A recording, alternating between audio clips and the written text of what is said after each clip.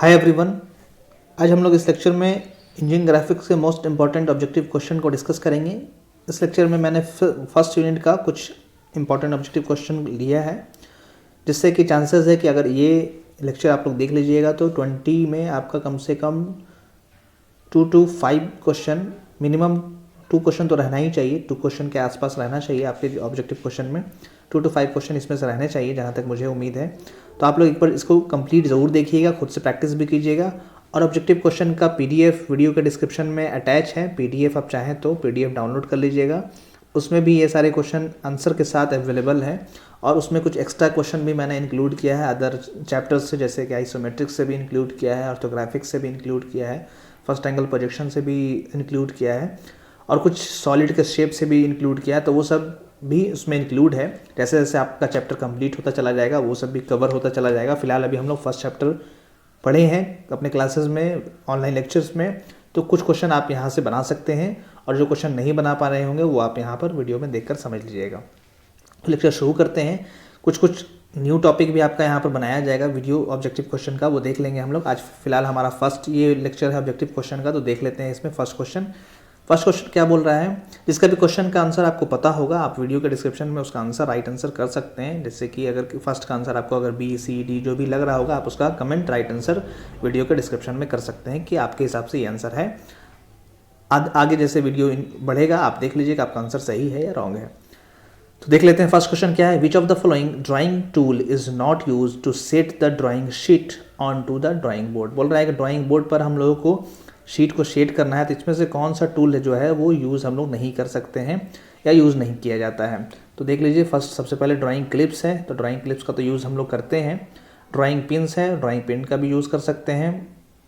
उसके बाद डिवाइडर बोल रहा है, तो डिवाइडर आपको पता है, डिवाइडर का यूज़ हम लोग ड्राइंग शीट को ड्राइंग बोर्ड पर सेट करने के लिए नहीं करते हैं। आपको ध्यान में होगा, ड्राइंग शीट को अगर हम लोग को ड्राइंग बोर्ड पर सेट करना होता है तो हम लोग क्या करते हैं, ड्राइंग शीट को यहाँ पर ड्राइंग बोर्ड पर रख देते हैं। मान लीजिए ये हमारा ऊपर का जो अभी बना रहा हूँ मैं वो शीट है, नीचे वाला हमारा ड्राइंग बोर्ड है, इस पर हमने रख लिया।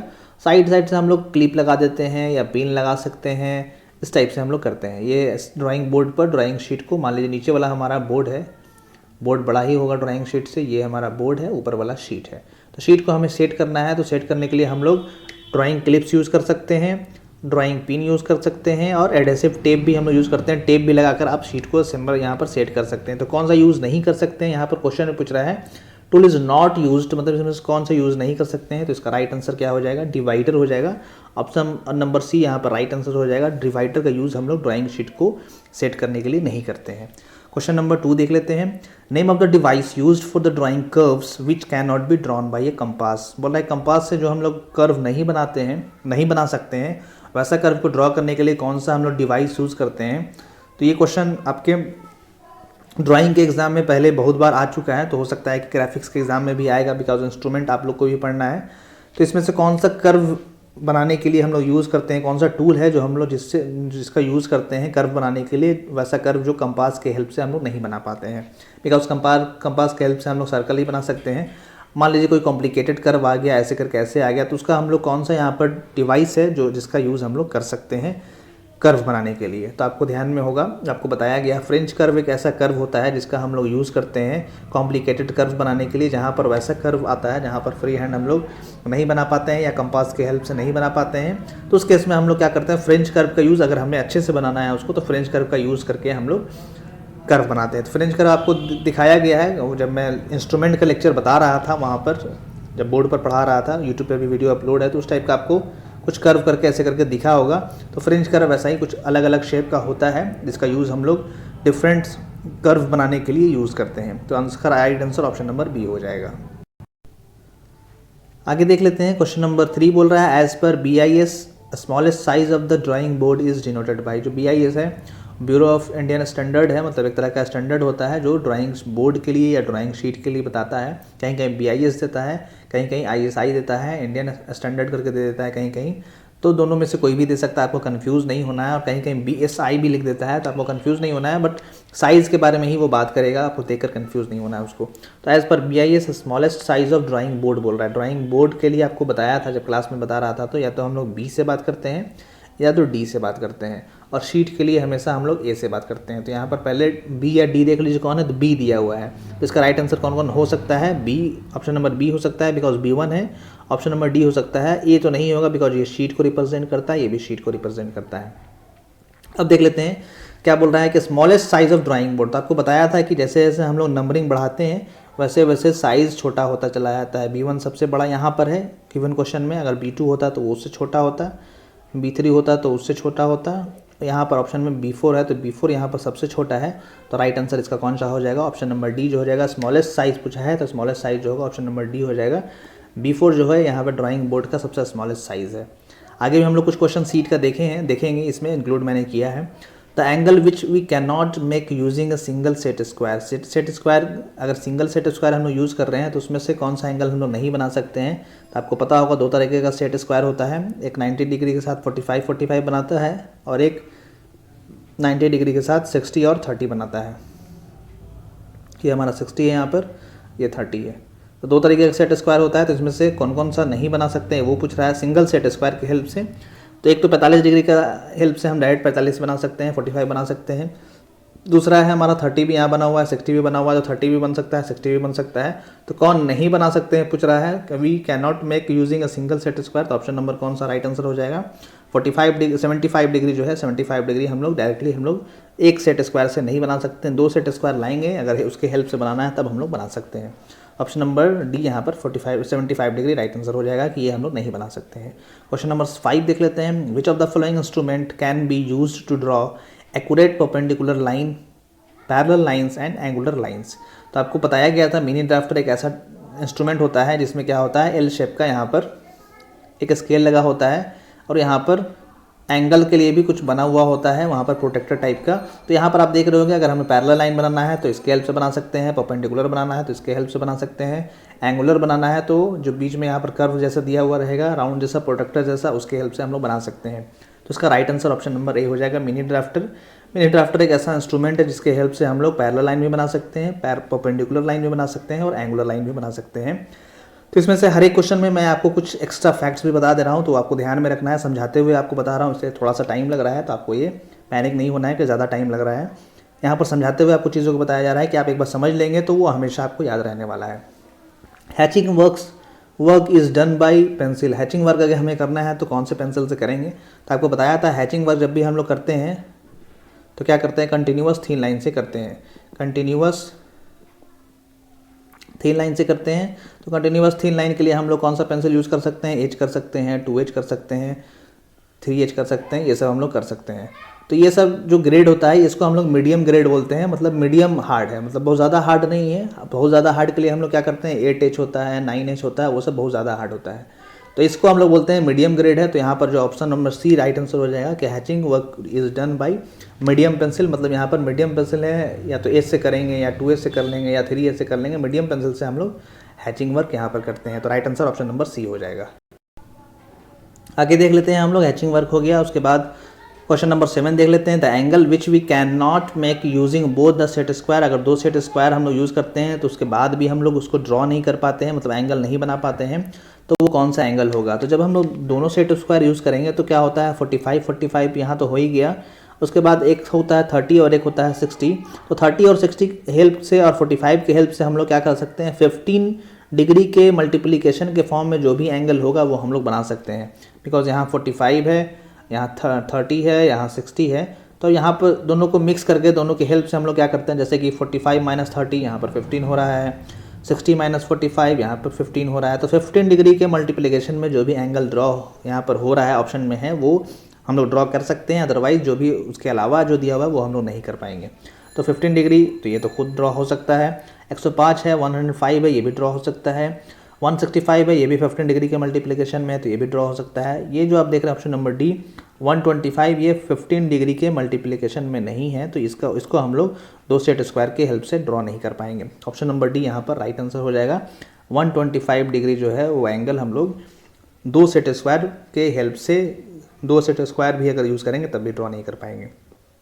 क्वेश्चन नंबर 8 देख लीजिए। The areas of the two subsequent size of drawing sheet are in the ratio. दो अगर ड्राइंग शीट है तो दोनों का एरिया का रेशियो क्या होगा ये पूछ रहा है, और लगातार है, सब्सिक्वेंट है, मतलब एक छोटा है और दूसरा उससे बड़ा है। मान लीजिए कि पहला हो गया हमारा A2 है और दूसरा हमारा A3 है, दूसरा हमारा बड़ा हो गया, दूसरा हमारा A1 है, सब्सिक्वेंट बोल रहा है। तो दोनों में रेशियो क्या होगा, तो अगर A2 शीट का एरिया हम लोग देखें और A1 का हम लोग एरिया देखें तो इनमें से बड़ा कौन सा हो जाएगा, A1 हो जाएगा। तो आपको बताया था कि जब हम लोग A2 से या A1 से A2 निकालना है तो क्या करते हैं, A1 का जो लेंथ होता है वो हम लोग हाफ़ कर देते हैं, जो भी उसका लेंथ था उसको हम लोग हाफ़ कर देंगे तो हमारा क्या निकल जाता है, वो A2 निकल जाता है। जैसे कि A2 का हम लोग को पता था कितना होता है, 420 इंटू 594। तो इसमें से A1 अगर A1 हम लोग का पहले कितना होगा, तो 420 का पहले कितना था, 840 इंटू 594, ये जो होगा ये हमारा A1 था। अब A1 को हम लोग क्या किए, हाफ़ कर दिए। A1 को हम लोग A1 का लेंथ को हाफ़ कर दिए तो हमारा क्या हो गया, 420 इंटू 594 A2 हो गया। तो अब A2 का एरिया जो होगा वो हाफ़ होगा एज़ कम्पेरिजन टू A1 से। तो यहाँ पर रेशियो जब निकालोगे तो कट करके आ जाएगा 1:2। जैसे कि मान लीजिए कि A1 का हमने क्या निकाला था, A2 का 420 था और 594, और ये था 840 इंटू 594। तो ये कैंसिल हो जाएगा, यहाँ पर आप देखोगे 2 आ जाएगा, तो 1:2 आ जाएगा रेशियो। इसका राइट आंसर ऑप्शन नंबर ए हो जाएगा। जब भी दो सब्सिक्वेंट ड्राइंग शीट का रेशियो निकालेंगे, छोटा वाला पहले बड़ा वाला बाद में, तो 1:2 आ जाएगा, और अगर बड़ा वाला पहले कर देंगे और छोटा वाला बाद में कर देंगे तो 2:1 हो जाएगा। तो बट यहाँ पर ऑप्शन में 1:2 ही है, तो डायरेक्टली हम लोग मार सकते हैं 1:2। ऑप्शन नंबर यहाँ पर कौन सा सही हो गया, ऑप्शन नंबर सी सही हो गया, 1:2। क्वेश्चन नंबर 9 देख लेते हैं। एज पर BIS the largest size of the sheet is denoted by, जो BIS के अकॉर्डिंग लार्जेस्ट साइज है शीट का वो कैसे डिनोट कर सकते हैं हम लोग। तो यहाँ पर देखिए कौन कौन सा हो सकता है लार्जेस्ट साइज, शीट का साइज़ क्या हो सकता है लार्जेस्ट। तो आपको बताया था शीट को हम लोग A1 से डिनोट करते हैं या A से डिनोट करते हैं। तो यहाँ पर A कौन कौन सा ऑप्शन में है, ऑप्शन नंबर A में है, ऑप्शन नंबर B में है। और यहाँ पर B1 और B0 किसको रिप्रेजेंट कर रहा है, ये ड्राइंग बोर्ड को रिप्रेजेंट कर रहा है। बट क्वेश्चन में शीट के बारे में पूछा है तो शीट हमारा ऑप्शन नंबर A या B होगा। अब इसमें से लार्जेस्ट पूछ रहा है तो लार्जेस्ट कौन सा हो जाएगा, A0 जो होता है वो बड़ा होता है A1 से, तो A1 जो होगा, A0 जो होगा राइट आंसर हो जाएगा। तो ऑप्शन नंबर B यहाँ पर राइट आंसर हो जाएगा, A0 जो लार्जेस्ट शीट का साइज़ है। क्वेश्चन नंबर 10 देख लेते हैं। एज पर BIS which of the following denotes the biggest size of the drawing board, drawing board का बिगेस्ट साइज के बारे में पूछ रहा है। यहाँ पर ड्राइंग बोर्ड को B से रिप्रेजेंट करते हैं या D से, तो यहाँ पर B डायरेक्ट दे रहा है। किसी के क्वेश्चन में D भी आया हुआ है, इसलिए मैं आपको हर एक क्वेश्चन में बताता हूँ ड्राइंग बोर्ड जहाँ पर B होगा या D होगा। तो यहाँ पर B बोल रहा है तो सब में B है। अब बोल रहा है बिगेस्ट साइज आपको बताना है, तो आपको बताया था नॉट वाला या जीरो वाला जो होता है वो सबसे बड़ा होता है, उसके बाद फिर B1 होता है, उसके बाद जो होता है B2 होता है, उसके बाद जो होता है B3 होता है, उसके बाद फिर B4 होता है। तो यहाँ पर B0 आपका ऑप्शन में है, तो ऑप्शन नंबर A यहाँ पर राइट आंसर हो जाएगा। B0 जो होगा राइट आंसर हो जाएगा। ऑप्शन नंबर A यहाँ पर सबसे बिगेस्ट ड्राइंग बोर्ड है। तो आगे देख लेते हैं question number 11। Which is the attach to the compass for drawing large size circle. अगर लार्ज साइज सर्कल हमें ड्रॉ करना है तो कुछ उसमें अटैच करना पड़ता है। जैसे कि कंपास का भी कुछ लिमिटेशन है, अगर बहुत ज़्यादा बड़ा हमें सर्कल ड्रॉ करना है तब हमें कुछ उसमें अटैच करना पड़ता है, जिसको हम लोग बोलते हैं लेंथनिंग बार। एक लेंथनिंग बार होता है जिसकी हेल्प से हम लोग क्या करते हैं, अटैच करके बिगेस्ट या लार्जेस्ट सर्कल हम लोग ड्रॉ कर सकते हैं। तो ऑप्शन आपको ध्यान में रखना है, लेंथनिंग बार एक ऐसा इंस्ट्रूमेंट होता है या इक्विपमेंट होता है जिसको हम लोग कंपास में ऐड करके लार्ज साइज सर्कल ड्रॉ कर सकते हैं। Option number C right answer हो जाएगा। बोला the sizes of A0 to A5 increases. तो यहाँ पर ट्रू और फॉल्स बताना है। तो बोल रहा है कि A0 से अगर हम लोग बढ़ते हैं A5 की तरफ तो उसका साइज़ जो होता है शीट का वो बढ़ता है कि नहीं बढ़ता है, वो आपको सही बताना है। तो आपको पता है A0 जो होता है वो सबसे बड़ा होता है, बीच में जो होता है और छोटा होते चला जाता है, और सबसे छोटा जो होता है वो A5 की तरफ होता है। तो जैसे ही हम लोग A0 से A5 की तरफ बढ़ रहे हैं वो क्या हो रहा है, डिक्रीज़ हो रहा है, ना कि इंक्रीज़ हो रहा है। तो ये जो स्टेटमेंट दिया हुआ है वो फॉल्स दिया हुआ है। यहाँ पर अगर डिक्रीज़ होता तो राइट होता, बट A0 से A5 की तरफ बढ़ रहे हैं तो वो डिक्रीज़ हो रहा है। तो ऑप्शन नंबर बी यहाँ पर राइट आंसर हो जाएगा, फॉल्स है ये। क्वेश्चन नंबर 13 में देख लेते हैं। The increase in hardness is shown by the value of the figure put in the front of the letter H, 2H, 3H and 4H etc. बोल रहा है जो हार्डनेस इंक्रीज करता है वो वैल्यू ऑफ लेटर H है, 2H है, 3H, 4H है, मतलब उसी से इंक्रीज करता है। ये सही है कि गलत है ये पूछ रहा है। जो increase in hardness is shown by the value of the figure put in the front of the letter, जो H के पहले है 1, 2H, 3H, 4H, तो वो हार्डनेस का इंक्रीज को बता रहा है कि हार्डनेस इंक्रीज कर रहा है। उसके इंक्रीमेंट को बता रहा है, तो ये सही है कि गलत है? तो सही है, आपको पता ही है। H कम हार्डनेस होता है, जैसे जैसे हम लोग बढ़ते जाते हैं 3H और हार्ड हो गया, 5H और हार्ड हो गया, 10H या 9H तरफ आ जाएंगे, 9H तक होता है आई थिंक, 9H तरफ आ जाएंगे तो और हार्ड हो जाएगा। तो जैसे जैसे हम लोग आगे बढ़ेंगे वैसे वैसे हार्डनेस उसका बढ़ता चला जाता है। तो ये स्टेटमेंट सही है, तो ऑप्शन नंबर ए यहाँ पर राइट आंसर हो जाएगा, ट्रू है ये। क्वेश्चन नंबर 14 देख लेते हैं। What does the dotted line in the center of the figure represent? अगर dotted line center of figure में है तो वो क्या रिप्रेजेंट करता है? तो dotted line center of figure, अगर कोई फिगर बना हुआ है उसमें डॉटेड लाइन को रिप्रेजेंट कर रहा है तो वो फिगर का एक्सिस को रिप्रेजेंट करता है। राइट आंसर इसका बेस्ट आंसर जो होगा वो एक्सिस ही होगा, सेंटर लाइन भी हो सकता है, बट बेस्ट आंसर अगर किसी भी फिगर का सॉलिड के बारे में हम बात करते हैं तो वहाँ पर हम लोग सेंटर लाइन, वहाँ पर हम लोग क्या करते हैं, जो भी सेंटर में डॉटेड लाइन बना होता है, डैश डॉट बना होता है, उसको हम लोग एक्सिस से ही एक्सिस के बारे में बताते हैं। तो यहाँ पर राइट आंसर ऑप्शन नंबर ए हो जाएगा। यहाँ पर भी एक्सिस देगा अगर, तो वो राइट आंसर ज़्यादा आपको बेस्ट आंसर हो जाएगा एक्सिस। अगर एक्सिस ना देगा, सिर्फ सेंटर लाइन देगा, तब हम लोग बोल सकते हैं। बट अगर एक्सिस दे दिया है तो हम लोग क्वेश्चन में जब भी पढ़ेंगे ड्राइंग के क्वेश्चन में, तो वहाँ पर एक्सिस से ही डिनोट करता है कि एक्सिस जो है इंक्लाइंड है 30 डिग्री, एक्सिस इंक्लाइंड है 40 डिग्री, तो एक्सिस के बारे में ही बात करता है वहाँ। तो राइट आंसर ऑप्शन नंबर ए हो जाएगा। क्वेश्चन नंबर 15 देख लेते हैं। Perpendiculars can not be drawn using, perpendicular हमें ड्रॉ करना है तो किसके हेल्प से हम लोग नहीं ड्रॉ कर पाएंगे, ये बोल रहा है। ऑप्शन देख लेते हैं। टी स्क्वायर के हेल्प से तो हम लोग परपेंडिकुलर ड्रॉ कर सकते हैं, बिकॉज ऐसे होता है तो कर सकते हैं। सेट स्क्वायर से भी हेल्प कर सकते हैं, बिकॉज सेट स्क्वायर जो होता है ऑलरेडी 90 डिग्री पर होता है। प्रो सर्कल के हेल्प से हम लोग नहीं कर सकते हैं, प्रोटेक्टर के हेल्प से कर सकते हैं, बिकॉज प्रोटेक्टर में भी ऑलरेडी 90 डिग्री करने का ऑप्शन देता है। बट प्रो सर्कल में क्या होता है, छोटा छोटा सर्कल का डायमीटर का अलग अलग सर्कल बना होता है, उसको हम लोग प्रो सर्कल बोलते हैं, तो उससे हम लोग परपेंडिकुलर ड्रॉ नहीं कर पाते हैं। तो ऑप्शन नंबर सी यहाँ पर राइट आंसर हो जाएगा, प्रो सर्कल के हेल्प से हम लोग परपेंडिकुलर ड्रॉ नहीं कर पाएंगे। Question number 16, the length through perpendicular gives the shortest length from a point to a line. यहाँ पर बोल रहा है कि कोई परपेंडिकुलर है, वहाँ मतलब कोई पॉइंट से हमने परपेंडिकुलर अगर ड्रॉ किया तो वो शॉर्टेस्ट लाइन को रिप्रेजेंट करता है। वही बोल रहा है the length through perpendicular gives the shortest length from a point. मान लीजिए कि एक लाइन है, एक पॉइंट है, यहाँ से हमने एक परपेंडिकुलर ड्रॉ किया, तो यहाँ से इसके बीच में जो होगा वो शॉर्टेस्ट लेंथ को शो करेगा, वो बता रहा है। तो आपको ऑलरेडी पता है, जब भी हम लोग किसी भी पॉइंट से परपेंडिकुलर लाइन ड्रॉ करेंगे तो वो लेंथ जो देगा, ये लेंथ जो दे रहा है, मान लीजिए एल है ये, तो ये शॉर्टेस्ट लेंथ देता है। अगर हम लोग इंक्लाइन ड्रॉ करेंगे तो ये लार्जेस्ट देता है, और इंक्लाइन करेंगे, ये भी इंक्लाइन कर देंगे तो और ज़्यादा देगा। तो जब भी हम लोग परपेंडिकुलर ड्रॉ करते हैं तो वो शॉर्टेस्ट लेंथ देता है। तो option number A right answer हो जाएगा। यहाँ पे ट्रू है, ये स्टेटमेंट जो है वो ट्रू है। जब भी किसी भी पॉइंट से हम लोग परपेंडिकुलर ड्रॉ करते हैं तो वो हमारा एक्चुअल लेंथ मतलब ट्रू लेंथ देता है, या शॉर्टेस्ट लेंथ देता है, बोल सकते हैं शॉर्टेस्ट लेंथ देता है। तो यह स्टेटमेंट ट्रू है। क्वेश्चन नंबर 17 देख लेते हैं। While drawing a perpendicular line through a point which is nearer to the middle of a given line is cut at 2 point on the line. बोल रहा है कि while drawing a perpendicular line through a point which is nearer to the middle, किसी भी point से हम लोग अगर एक पॉइंट से हम लोग परपेंडिकुलर लाइन ड्रॉ करेंगे तो हम लोग को क्या करना होता है, मिडिल पर कुछ कट करना होता है। वो क्या कट करना होता है वो आपको बताना है। तो आपको बताया था क्लासरूम में, मतलब बोल रहा है कि एक लाइन पे कोई पॉइंट है, वहाँ से हम लोग को परपेंडिकुलर लाइन ड्रॉ करना है, तो हम लोग क्या करते थे, तो इस cut at 2 points on the line, line पर हम लोग कुछ 2 पॉइंट कट करते थे। तो क्या सर्कल कट करते थे, कि स्क्वायर कट करते थे, कि रेक्टेंगल कट करते थे, कि आर्क कट करते थे।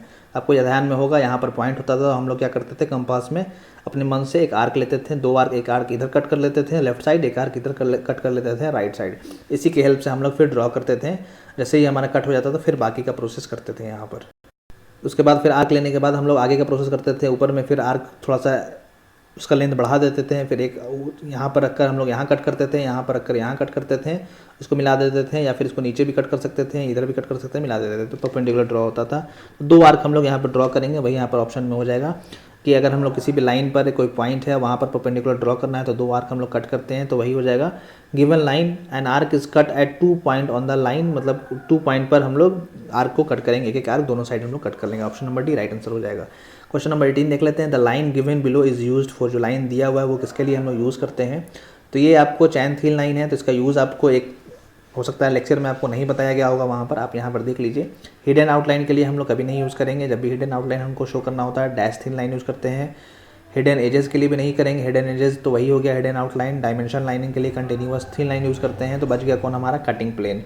जब भी कोई सेक्शन, अब सॉलिड का पोर्शन हम लोग सेक्शन का पोर्शन करते हैं, मान लीजिए जैसे कट किए तो कटिंग को रिप्रेजेंट करने के लिए हम लोग हमेशा डैश ये चैन थिन लाइन यूज़ करते हैं, तो इस टाइप से रिप्रेजेंट करते हैं। ये बाहर का पोर्शन जो होता है वो थिक होता है, मतलब जो सॉलिड के बाहर होता है, ये सॉलिड के बाहर है तो ये थिक हो जाता है, और ये सॉलिड के बाहर है तो ये भी थिक हो जाएगा, और अंदर वाला जो होता है वो थीन होता है तो यहाँ पर थीन हो जाता है। तो वही यहाँ पर शो किया गया है आपको फिगर में, इस साइड वाला थिक है, इस साइड वाला थिक है, ये सॉलिड का अंदर वाला पोर्शन है तो ये यहाँ पर थीन हो गया है। तो यहाँ पर कटिंग प्लेन को शो करने के लिए ये लाइन शो किया जाता है। कटिंग प्लेन जब भी शो करना होगा, कोई प्लेन है सॉलिड को कट कर रहा है, तब कैसे हम लोग उस प्लेन को शो करेंगे, तो उसके लिए ये लाइन यूज़ करते हैं। क्वेश्चन नंबर 19 देख लीजिए। Drawing pencil are graded according to increase in relative. Drawing pencil are graded according to increase in relative, मतलब ड्राइंग पेंसिल जो होता है उसको हम लोग कैसे रिप्रेजेंट करते हैं, तो आपको पता ही होगा, या तो सॉफ्टनेस के ऊपर रिप्रेजेंट करते हैं या फिर हार्डनेस के ऊपर रिप्रेजेंट करते हैं। तो मटेरियल अगर बी की तरफ हम लोग आगे बढ़ रहे हैं तो वो सॉफ्टर हो रहा है, और एज की तरफ आगे बढ़ रहे हैं तो उसका हार्डनेस बढ़ रहा है, वो हार्ड हो रहा है। तो यहाँ पर ऑप्शन में देख लीजिए, डायमीटर है, शार्पनेस है, लेंथ है, हार्डनेस है, तो ऑप्शन नंबर डी यहाँ पर राइट आंसर हो जाएगा। हार्डनेस के अकॉर्डिंग हम किसी को ड्राइंग पेंसिल को ग्रेड करते हैं। अब आगे देख लेते हैं option number 19। The grade becomes according to the figure place in the front of the letter B, 2B, 3B, 4B। बोल रहा है the grade becomes according to the figure placed in the front of the letter B, 2B, 3B, 4B।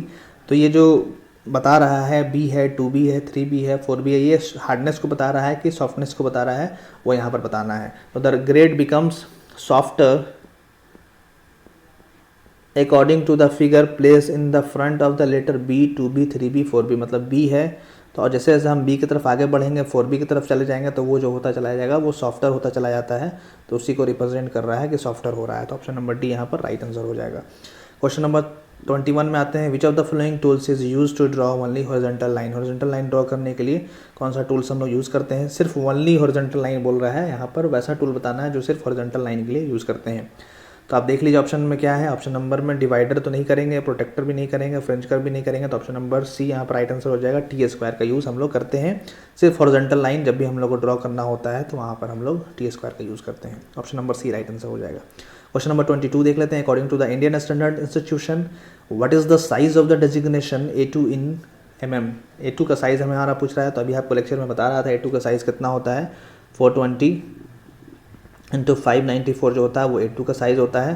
तो ये आप लोग ध्यान में रखिएगा, A2 का साइज़ हो गया। उसी तरह से A3 का भी साइज़ आपको इसमें क्या करना है, अगर हम लोग 420 को 2 से मल्टीप्लाई कर देंगे तो A3 का साइज़ A1 का साइज़ निकल जाएगा वो, और वही अगर A3 का साइज़ निकालना है तो क्या हो जाएगा 420 इंटू इसको अगर हाफ़ कर देंगे तो हाफ़ करने के बाद आ जाएगा 297। उस टाइप से हम लोग आगे आगे हम लोग साइज़ निकाल सकते हैं। ऊपर वाला A3 हो गया, ये हो गया A2, और A1 अगर निकालना है तो 840 हो गया इंटू 594 हो गया। उसी तरफ से हम बाकी साइज़ भी निकाल सकते हैं। तो एक अगर आप ध्यान में रखते हैं तो बाकी साइज़ भी आप निकाल सकते हैं, तो थोड़ा सा माइंड में रखिएगा। तो यहाँ पर A2 पूछ रहा है तो option number A right answer हो जाएगा। क्वेश्चन नंबर 23 देख लेते हैं। Which of the following grades of leads is the hardest. इसमें से जो भी पेंसिल के बारे में पूछ रहा है कि लीड्स जो है या पेंसिल का जो अंदर का पोर्शन होता है, ग्रेफाइट होता है, उसमें से कौन सबसे ज़्यादा हार्डेस्ट है। तो देख लीजिए B जो होगा वो तो सॉफ्ट हो जाएगा, 5H है तो ये हार्ड हो सकता है, 4B ये भी तो सॉफ्ट होता है, और 6H है ये भी हार्ड हो सकता है। तो इसमें से 5H है और 6H है, 5H और 6H। आपको पता है कि जैसे जैसे हम लोग नंबरिंग बढ़ाते हैं वैसे वैसे हार्डनेस बढ़ता है, तो हार्डनेस सबसे ज़्यादा कौन है, 6H जो है सबसे ज़्यादा हार्ड है। तो ऑप्शन नंबर डी यहाँ पर राइट आंसर हो जाएगा 6H। क्वेश्चन नंबर 24 में आते हैं। The preferred size of the drawing sheet is recommended by. इसमें से प्रीफर्ड साइज ड्राइंग शीट का है वो कौन सा रिकमेंडेड किया गया है या किसके द्वारा रिकमेंडेड किया जाता है, वो इंस्टीट्यूशन का नाम पूछ रहा है। तो BIS का आपको नाम ऑलरेडी आपको बताया था, क्वेश्चन में भी दिया रहता है। ब्यूरो ऑफ इंडियन स्टैंडर्ड का नाम दिया रहता है, तो इसका ऑप्शन नंबर ए यहाँ पर राइट आंसर हो जाएगा। BIS bureau of Indian standard, इसके अकॉर्डिंग जो है साइज़ दिया जाता है, या फिर ISI की तरफ से भी दिया जाता है, बट अगर ऑप्शन में एक ही दिया हुआ है BIS, तो BIS ही हो जाएगा। BIS बुक में भी आपको BIS का ही नाम दिया जाता है, ब्यूरो ऑफ इंडियन स्टैंडर्ड। आप देखोगे मेडिसी का इसका जो बुक होता है आपको ND भट्ट का, उसमें आपको नाम मिलेगा BIS का नाम। आगे देख लेते हैं question number 25। The size of the title block is mm × mm। Title block का साइज़ पूछ रहा है, तो आपको ऑलरेडी क्लास में बताया था टाइटल ब्लॉक का साइज़ जो होता है 185 mm × 65 mm होता है। तो यहाँ पर देख लीजिए कितना हो गया, ऑप्शन नंबर डी यहाँ पर राइट आंसर हो जाएगा। 185 mm × 65 mm होता है, ये ध्यान में आपको रखना है, स्टैंडर्ड ये है। और अगर ऑप्शन में ये ना देकर 150 × 50 देगा तो वो भी आप सेलेक्ट कर सकते हैं, बट अगर ऑप्शन में यही दिया हुआ है तो पहले इसको सिलेक्ट कीजिएगा, बिकॉज ये एक स्टैंडर्ड है, वो स्टूडेंट के लिए बताया गया है कि स्टूडेंट लोग 150 × 50 भी बना सकते हैं। बट अगर ऑप्शन में दोनों है तो आप सिलेक्ट यही कीजिएगा 185 × 65। आगे देख लेते हैं, which of the following lines are use to show that the object is cut and then viewed. Object को कट कर दिए हैं, कट करने के बाद व्यू कर रहे हैं। तो आपको बताया था जब लाइन्स पढ़ा रहा था तो वहाँ पे उस केस में हम लोग कट करने के बाद, मान लीजिए ये पोटैटो है, उसको कट किया हमने, कट करने के बाद देखते हैं तो हम लोग हैचिंग करते हैं। तो हैचिंग लाइन से हम लोग कटिंग पोर्शन को शो करते हैं, और कटिंग प्लेन को शो करना है तो डैश थिन लाइन से यूज़ करेंगे, जहाँ पर बाहर में थिक होता है, अंदर में थिन होता है। कटिंग प्लेन अगर ये है, ये प्लेन है, और ये है कटिंग पोर्शन है।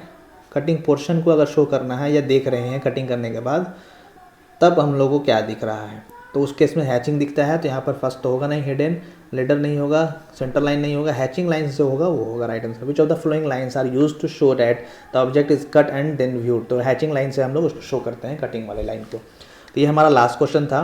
तो ये सारा आप क्वेश्चन एक बार फिर से थोड़ी देख लीजिएगा, और इसका PDF अगर डाउनलोड करना होगा तो आप वीडियो के डिस्क्रिप्शन में लिंक है अवेलेबल, वहाँ पर मिनिमम अमाउंट आपको चार्ज करना है, और उसके साथ आपको सारे चैप्टर्स का ऑब्जेक्टिव क्वेश्चन मिल जाएगा। तो जो भी यहाँ पर कवर होता चला जा रहा है वो तो आपका बनता चला जाएगा, जो कवर नहीं हो रहा है वो आगे आपका कवर होता चला जाएगा, वो भी आपसे बनता चला जाएगा। तो आप डाउनलोड करना चाहें तो डाउनलोड भी कर सकते हैं।